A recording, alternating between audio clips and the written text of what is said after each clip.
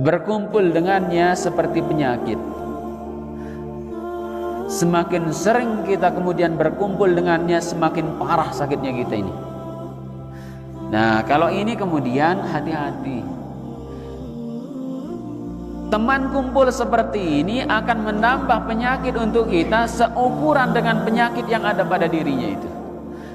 Maka kalau kita sering berkumpul dengan orang yang suka ghibah, lama-lama kita akan tertarik ghibah. Ya. Kalau kita berkumpul dengan orang yang sering minum khamar, teman kita itu lama-lama kita akan nyoba. Temannya kemudian sering narkoban, sering kemudian tidak sholat, lama-lama dia akan begitu. Makanya berkumpul dengan orang seperti ini seperti penyakit. Lama-lama tuh nambah terus penyakit kita kalau kumpul dengan orang itu. Dan kita tidak sadar itu. Ya. Kita itu kemudian tidak sadar. Makanya dalam urusan-urusan seperti ini biasanya terjadi dalam urusan sesuatu yang kemudian tidak ada manfaatnya sama sekali. Maka Hasanul Al-Basri pernah mengatakan, di antara tanda Allah menghinakan kita, itu Allah sibukkan kita dengan sesuatu yang tidak ada manfaatnya buat kita. Dan hari ini itu yang banyak. Dikira itu bukan penyakit, itu penyakit. Karena tidak ada sesuatu yang mubah kalau berlebihan, itu bisa saja menjadi sesuatu yang makruh, bahkan haram. Kita paham makan minum itu halal. Kulu washrabu kata Allah, wala tusrifu. Makan minum boleh, tapi jangan berlebihan. Setiap yang berlebihan potensi makruh bahkan bisa haram. Hobi itu suatu yang mubah, ya. Tetapi kalau sudah berlebihan bisa haram jadinya. Ya.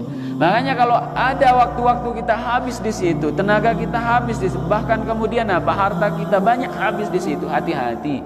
Jangan-jangan kita sudah berteman dengan penyakit itu. Ya. Dan hari ini sekali lagi itu bahaya, HP, potensi dan lain sebagainya, ya. Game dan lain sebagainya, sampai kamu habiskan berjam-jam waktunya. Ya. 1 jam itu kurang, 2 jam, bahkan sehari full. Bahkan ada yang kemudian sampai ya viral itu ya, sampai kemudian parah sekali sakitnya karena sudah biasa main game. Haram sudah jatuhnya itu. Ya. Sekali lagi bahwa kita harus mampu mengendalikan kita, jangan sampai sesuatu yang dibolehkan oleh Allah berubah menjadi penyakit untuk hati kita. Ada kajian, ada ngaji, masih kemudian milih sesuatu yang tidak benar. Ya. Urusan-urusan dunia yang tidak bermanfaat, sekali lagi.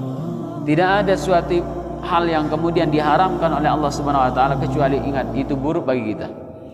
Jangan sampai ada orang-orang memilih kawan yang kemudian buruk perangainya, akhlaknya, ketimbang kemudian kawan-kawan yang saleh luar biasa. Maka sekali lagi bahwa jangan kita pandang kawan kita itu dari dunianya, itu bahaya, keliru sekali. Ya, dari siapa dia, jabatannya, dan jangan pilih kawan seperti itu. Tapi kita akan memilih kawan karena hatinya. Bukankah kemudian yang datang kepada Allah Subhanahu wa taala yang selamat itu hati-hati yang bersih, hati-hati yang kemudian selamat. Illa man atallaha biqalbin salim. Kecuali orang-orang yang datang kepada Allah dengan hati yang bersih, hati yang sehat. Maka kita pun harus mencari hati-hati yang bersih. Ya. Hati-hati yang bersih. Itu kemudian harus kita cek kawan kita hari ini itu kemudian apakah mereka ini berpenyakit dan kemudian ketularan kita ini. Sering ketularan penyakitnya kita. Dan kadang mungkin kita tidak sadar karena penyakitnya tidak menyakitkan fisik kita masalahnya. Ya. Tidak seperti demam memanaskan kita, tidak seperti luka yang perih luar biasa. Ini tidak terasa tapi mematikan, ya. Tapi ini kemudian apa? Mematikan hati, dan tidak ada yang lebih berbahaya dari apa? Matinya hati.